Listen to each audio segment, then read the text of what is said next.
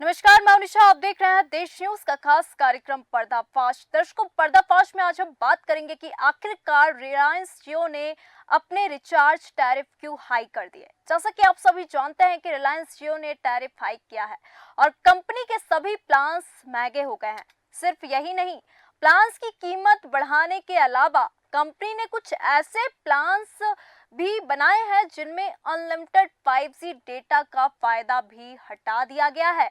यानी कि अब 5G फायदा आप नहीं उठा सकते। रिलायंस जियो यूजर्स पर महंगाई की मार दोहरी पड़ रही है। अब आप पूछेंगे कि वो कैसे। आपको अगर लग रहा है कि कंपनी ने सिर्फ जियो प्लान्स की कीमतों में बढ़ोतरी की है, तो बिल्कुल भी ऐसा नहीं है। आपको बता दें, प्लान्स की कीमतें बढ़ाने के साथ साथ कंपनी ने कुछ प्लान्स में अनलिमिटेड 5G डेटा देना भी बंद कर दिया है। चौंक गए ना? लेकिन ये सच है। अब सवाल ये उठता है कि आखिर रिलायंस जियो के कौन कौन से रिचार्ज प्लान में अनलिमिटेड 5G डेटा का फायदा मिलना बंद हो जाएगा। आप भी अगर जियो यूजर हैं तो आइए आपको इस सवाल का जवाब हम देते हैं। आपको बता दें, ये कौन कौन से प्लान हैं जिसमें अब अनलिमिटेड डेटा नहीं मिलेगा, क्योंकि प्लान्स की कीमत में बढ़ोतरी से पहले कंपनी की बस इतनी सी शर्त थी कि अगर कोई भी व्यक्ति 239 रुपए या फिर इससे ऊपर का कोई भी रिचार्ज प्लान लेता है तो कंपनी की तरफ से अनलिमिटेड 5G डेटा दिया जाएगा। और अभी आपको 5G डेटा मिल भी रहा था, लेकिन अब बहुत कुछ बदल चुका है। अब कंपनी क्या कह रही है? कंपनी का कहना है कि केवल उन्हीं यूजर्स को अनलिमिटेड 5G डेटा दिया जाएगा जो हर रोज यानी कि डेली 2 GB डेटा या फिर इससे अधिक डेटा वाला प्लान चुनेंगे। इसका मतलब ये हुआ कि अगर आप प्रतिदिन 1 GB या फिर डेली 1.5 GB डेटा वाला प्लान खरीदते हैं तो अब आपको अनलिमिटेड 5G डेटा नहीं मिलेगा। आपको बता दें, जियो 209 रुपए का प्लान, इस प्लान के साथ हर रोज 1 GB डेटा दिया जाता था और ये प्लान 28 दिनों की वैलिडिटी के साथ आता है। इस प्लान की कीमत में बदलाव के बाद अब ये प्लान आपको 249 रुपए में मिल रहा है। 239 वाला प्लान, जिसमें हर रोज आपको 1.5 GB डेटा दिया जाता था और ये प्लान जो कि 28 दिनों की वैधता के साथ चलता था, लेकिन अब आपको ये प्लान 299 रुपए में मिल रहा होगा। आपको बता दें, 479 रुपए वाला प्लान, जिसमें डेली 1.5 GB डेटा और 56 दिनों की वैलिडिटी थी इस प्लान की, लेकिन कीमत में बढ़ोतरी के बाद इस प्लान को अब आपको बता दें 579 रुपए खर्च करने पड़ेंगे। अब आपको बता दें, 666 रुपए वाला प्लान, जिसमें आपको 1.5 GB डेटा और 84 दिनों की वैलिडिटी मिलती थी, उसके लिए आपको अब 799 रुपए खर्च करना पड़ेगा। जैसा कि कंपनी का कहना है कि अनलिमिटेड 5G डेटा उसी प्लान के साथ मिलेगा जो हर रोज 2 GB डेटा या उससे अधिक का डेटा ऑफर करता हो, तो इसका मतलब इस प्लान को खरीदने वालों को भी झटका लग गया है। अब आपको बताते हैं, जो प्लान आपको 155 रुपए वाला मिल जाता था, उस पर आपको 2 GB हाई स्पीड डेटा मिलता था, लेकिन अब इस प्लान के लिए आपको 189 रुपए खर्च करने पड़ेंगे। जियो का 395 रुपए का प्लान, जो कि आपको 84 दिनों की वैलिडिटी के साथ 6 GB डेटा भी मिलता था, लेकिन इस प्लान को अब आप 479 रुपए खर्च करने होंगे। आपको बता दें, एक प्लान जो कि आपको 1559 रुपए वाला मिलता था, जो कि 336 दिनों तक चलता था, अब इस प्लान को आपको खरीदने के लिए आपको बता दें 1899 रुपए खर्च करने होंगे। आइए अब पूरे जियो के इतिहास को समझते हैं कि जियो की शुरुआत कैसे हुई, क्योंकि जियो सिम की शुरुआत 5 सितंबर 2016 को हुई। इसे रिलायंस इंडस्ट्रीज लिमिटेड RIL की धारावाहिक उपकरण वाणिज्यिक यूनिट, जिसे जियो इनकॉम लिमिटेड कहा जाता है, भारत भर में लॉन्च किया।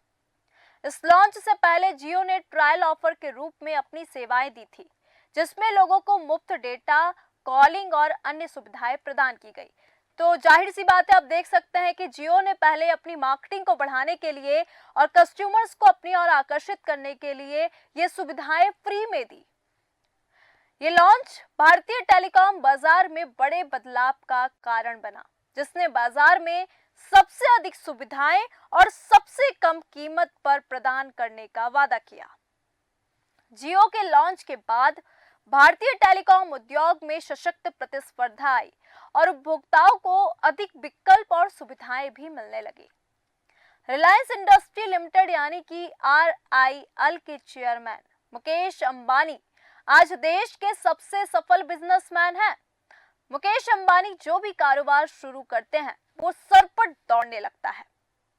आज हम आपको मुकेश अंबानी की एक ऐसी कंपनी के बारे में बताने जा रहे हैं जिसे उन्होंने 11 साल पहले 4,800 करोड़ रुपए में खरीदा था, लेकिन आज जिस कंपनी की वैल्यू 100 गुना से अधिक बढ़कर 5 लाख करोड़ रुपए के पार पहुंच चुकी है। हम बात कर रहे हैं रिलायंस इंडस्ट्री की। आखिरकार इतना बड़ा रिलायंस इंडस्ट्री का साम्राज्य कैसे खड़ा हुआ, इसके इतिहास के गर्त तक जाना भी बहुत आवश्यक है।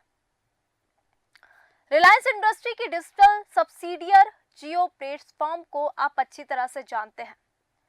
जियो प्लेटफॉर्म के तहत ही टेलीकॉम कंपनी रिलायंस जियो कारोबार करती है। जियो प्लेटफॉर्म बनने की कहानी काफी रोचक है।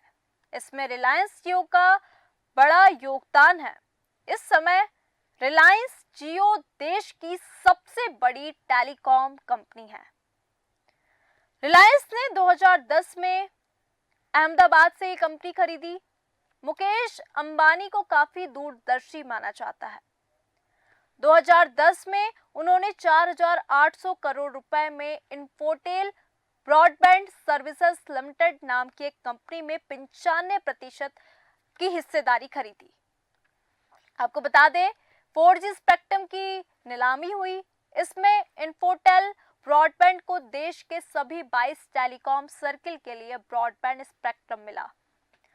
रिलायंस इंडस्ट्री की टेलीकॉम सब्सिडियर इन्फोटेल ब्रॉडबैंड का 2013 में नाम बदलकर रिलायंस जियो इन्फोकॉम लिमिटेड रखा गया।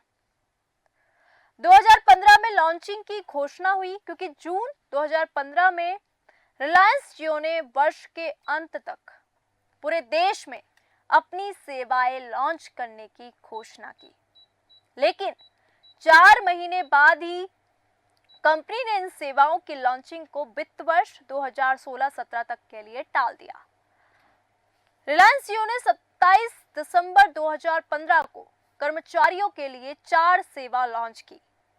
5 सितंबर 2016 को कंपनी ने पूरे देश में कमर्शियल सेवा लॉन्च की। लॉन्चिंग के समय जियो ने सभी ग्राहकों को 31 दिसंबर 2016 तक सभी जो सेवाएं थी वो सब कुछ फ्री में उपलब्ध करवा दी। बाद में फ्री सेवाओं को मार्च 2017 तक के लिए बढ़ा दिया गया कि आप 2017 तक इस फ्री सेवा का लाभ उठा सकते हैं। भाई लोग खुश हो गए। जियो की मुफ्त 4G सेवा लोगों को बहुत पसंद आई कि भाई 4G मिल रहा है, बहुत खुशी हुई। और इसने लॉन्चिंग के बाद सिर्फ 83 दिन में 5 करोड़ ग्राहक जोड़ लिए। देखिए कितना बड़ा खेल हुआ यहाँ पे। 31 मार्च 2021 तक रिलायंस जियो के पास 42 करोड़ से अधिक ग्राहक हो चुके थे। 21.97% हिस्सेदारी बेचकर 1.52 लाख करोड़ रुपए जुटाए। क्योंकि रिलायंस जियो की सफलता को देखते हुए रिलायंस इंडस्ट्री ने 2019 में जियो प्लेटफॉर्म के नाम से नई डिजिटल सब्सिडियर बनाई। रिलायंस जियो और अन्य सभी डिजिटल कारोबार को जियो प्लेटफॉर्म को ट्रांसफर कर दिया गया। रिलायंस इंडस्ट्री के कुल रेवेन्यू में जियो प्लेटफॉर्म की बड़ी हिस्सेदारी है। मई 2020 में मार्केट कैप के लिहाज से जियो प्लेटफॉर्म को देश की चौथी सबसे बड़ी कंपनी बताया गया। पिछले साल मुकेश अंबानी ने जियो प्लेटफॉर्म की 32.97% हिस्सेदारी बेचकर 1.52 लाख करोड़ रुपए जुटाए थे।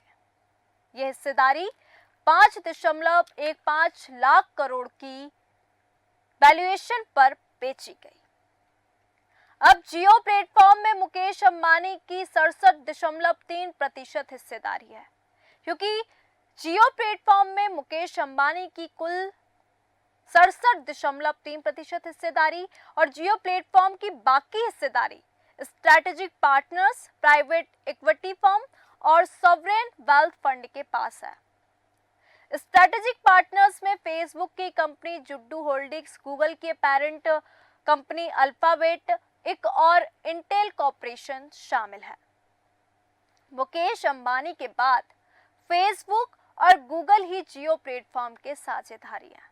इसके अलावा KKR, Vista Equity Partners, Public Investment Fund of India, Silver Lake, Saudi Arab की Mubadala Investment Company, General Atlantic, TPG Capital, Catterton और कॉबलॉकॉम एक भी जियो प्लेटफॉर्म के हिस्सेदार हैं।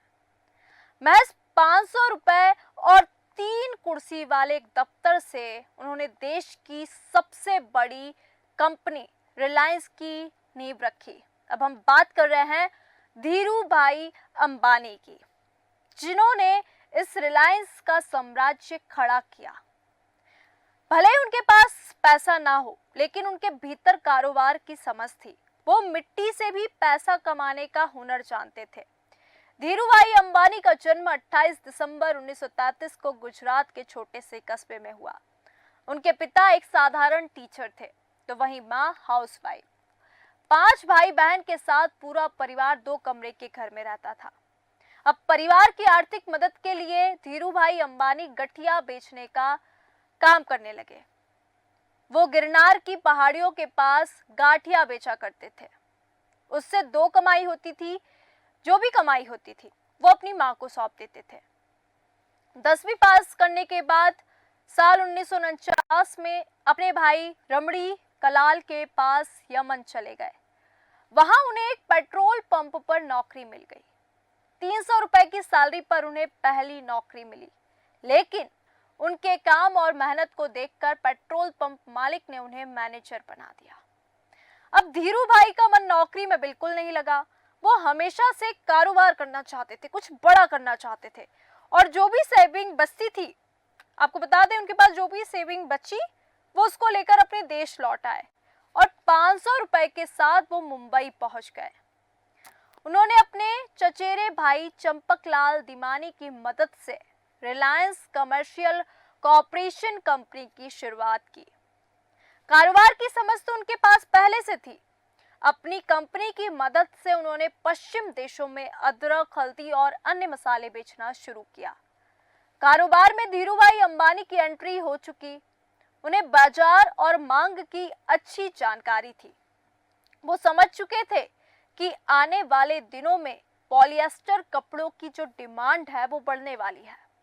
अब वो हमेशा आगे का सोचते थे और फिर कारोबार को शुरू करते थे। धीरूभाई अंबानी के भीतर कारोबार की कितनी कुशलता और समझ थी, इसका अंदाजा इस बात से लगा सकते हैं कि उन्होंने अरब के एक शेख को मिट्टी बेचकर कमाई कर ली। जी हाँ, मिट्टी बेचकर। अरब के शेख को अपने बगीचे में गुलाब के फूल चाहिए थे, इसलिए उन्हें खास मिट्टी की आवश्यकता थी। जैसे ही ये बात धीरूभाई अंबानी को पता चली, उन्होंने शेख के लिए भारत से मिट्टी भिजवा दी। इसके बदले शेख ने उन्हें मुंह मांगी कीमत दे दी। अब धीरूभाई ने अब मसालों के बाद टेक्सटाइल का कारोबार शुरू किया। उन्होंने पॉलिएस्टर के निर्यात का काम शुरू कर दिया। उन्होंने अपना पहला ब्रांड विमल लॉन्च किया। कारोबार शुरुआती दौर में था, इसलिए उन्हें 14 से 15 घंटे काम करने पड़ते थे, लेकिन जो भी समय मिलता वो परिवार के साथ बिताते हैं। उन्हें ना तो पार्टी करना पसंद था और ना ही घूमना फिरना। काम के वक्त, आपको बता दें, काम के बाद सारा टाइम वो परिवार को देते हैं। उन्होंने अपनी कंपनी का नाम 3 बार बदला, 3 बार, और साल 1987 में जाकर फाइनल तौर पर रिलायंस इंडस्ट्री रख दिया। साल 1987 में उन्हें भारत का पहला आईपीओ लाने का फैसला किया। धीरूभाई अंबानी रिस्क देने के माहिर थे। मजबूत व्यक्तित्व वाले धीरूभाई अंबानी पैसों से पैसा बनाया करते थे। शेयर बाजार की उन्हें अच्छी समझ थी। रिलायंस पहली ऐसी कंपनी थी जिसकी एनुअल मीटिंग के लिए एक स्टेडियम को बुक करना पड़ता था। मतलब अगर एक छोटी मीटिंग भी करनी है या एनुअल मीटिंग भी करनी है तो एक स्टेडियम को बुक करवाना पड़ता था। धीरूभाई के भरोसे के दम पर कंपनी लगातार आगे बढ़ती चली गई। उनके जाने के बाद मुकेश अंबानी और अनिल अंबानी में रिलायंस इंडस्ट्री का बंटवारा हो गया। 13 मार्च 2006 ये वो दिन था जब अनिल अंबानी की टेलीकॉम कंपनी में बड़ा मर्जर हुआ। इस दिन बोर्ड मीटिंग में तय हुआ कि रिलायंस इंफोकॉम का रिलायंस कम्युनिकेशन वेंचर लिमिटेड में मर्जर होगा। इससे रिलायंस कम्युनिकेशन वेंचर लिमिटेड के शेयर प्राइस 67% बढ़ गए। इसका नतीजा ये हुआ कि इस दिन अनिल अंबानी की नेटवर्थ 45,000 करोड़ रुपए हो गई, जबकि उस दिन बड़े भाई मुकेश की कुल नेटवर्थ 37,825 करोड़ रुपए हो गई। ये वो समय था जब नेटवर्थ के मामले में छोटे भाई बड़े भाई से ऊपर आ गए थे। आप देख सकते हैं स्क्रीन पर 4 साल में रिलायंस इंडस्ट्री की मार्केट कैप 65% बढ़ी। यहाँ पे आप साल भी देख सकते हैं। टेलीकॉम में जब बड़ा भाई आया तो छोटा भाई डूब गया। आप ये भी देख सकते हैं क्योंकि एक हफ्ते पहले ही फोर्ब्स की लिस्ट आई थी जिसमें मुकेश अंबानी अनिल से आगे थे। फोर्ब्स की लिस्ट के मुताबिक मार्च 2006 में मुकेश की नेटवर्थ 8.5 अरब डॉलर और अनिल की नेटवर्थ 5.7 अरब डॉलर थी। दोनों भाइयों की बात इसलिए कर रहे हैं क्योंकि आजकल ऐसी चर्चा भी हो रही है। कुछ दिन पहले ही फ्रांस से राफेल फाइटर जेट आए। इसे फ्रांस की डसॉल्ट एविएशन ने तैयार किया। राफेल डील में अनिल अंबानी की रिलायंस डिफेंस ऑफसेट पार्टनर है और बड़े भाई मुकेश दुनिया के 5वें सबसे अमीर शख्स बन गए। मुकेश अंबानी 1981 और अनिल अंबानी 1983 में रिलायंस से जुड़े थे। जुलाई 2002 में धीरूभाई अंबानी के निधन के बाद मुकेश अंबानी रिलायंस ग्रुप के चेयरमैन बने। अनिल मैनेजिंग डायरेक्टर बने। नवंबर 2004 में पहली बार मुकेश और अनिल का झगड़ा सामने आया। जून 2005 में दोनों के बीच बंटवारा हुआ। मार्च 2005 में मुकेश और अनिल की जॉइंट नेटवर्थ 7 अरब डॉलर थी। उससे पहले 2004 में दोनों की कंबाइंड नेटवर्थ 6 अरब डॉलर थी, जबकि 2003 में महज 2.8 अरब डॉलर। मतलब कारोबार संभालने के 2 साल में ही मुकेश और अनिल की नेटवर्थ 2.5 गुना बढ़ गई। मुकेश और अनिल की नेटवर्थ उस समय बढ़ी थी जब लगातार 2 साल से धीरूभाई अंबानी की नेटवर्थ में गिरावट आ रही थी और 2000 में धीरूभाई की नेटवर्थ 6.6 अरब डॉलर थी, जो 2002 में गिरकर 2.9 अरब डॉलर हो गई। जून 2005 में दोनों के बीच बंटवारा तो हो गया, लेकिन किस भाई को कौन सी कंपनी मिलेगी, इसका बंटवारा 2006 तक ही हो पाया।